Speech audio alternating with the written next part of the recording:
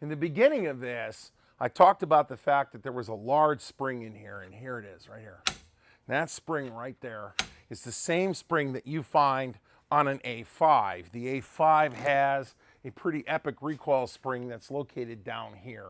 This recoil spring on this thing is up inside the jacket, and we need to release that energy in such a way that it isn't going to hurt us.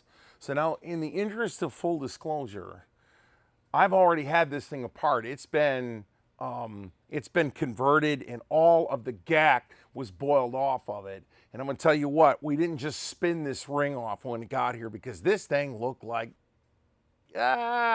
see what I'm talking about? So we know that this is loose. We can pull back here. We know that this is loose and can be taken off now. So what we're going to do is we are going to actually take this off. And if you have to, you can pull back and just put a piece of flat stock in there and spin this off.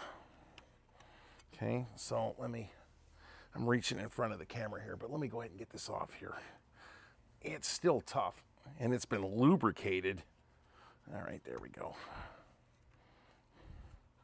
It's not going to explode on you. This is going to pop out because this inner ring here, this is the barrel, and this ring is threaded to the barrel, and then there's a washer that won't fit over it, pushing forward on the barrel group.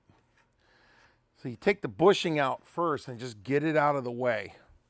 Now, in order to control all this energy, we're going to slide a rod down the barrel like that. And what that rod does, you can put a couple of washers, a couple of nuts.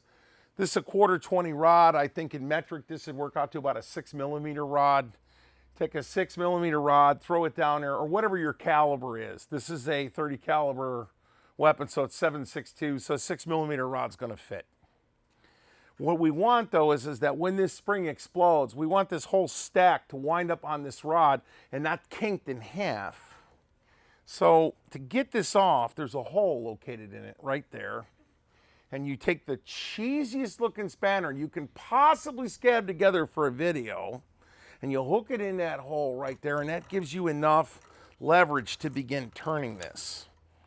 Now this is where you got to capture this thing. I'm going to put my hand back here like this, and I'm just going to spin it off. Okay. Now that banging you're hearing, the washer is corrugated on the front, and this collar is corrugated on the back, so it's doing this kind of deal like a set of gears.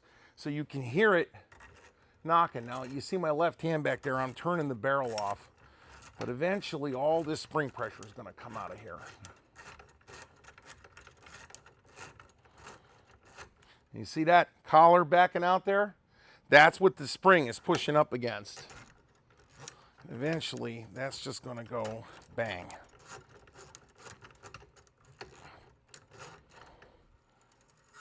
There we go. That's how you uncork that, not blow it all over the room. There is a keyway on the top of the barrel here. You can actually see this keyway located right here. And the top of this washer, I don't even know if I can, I'll get it back into view here, hang on. This washer has a key in it right there. There's a key right there. Where the hell? I had it, there it is. There it is, right there, right above my thumb. You see that little tit?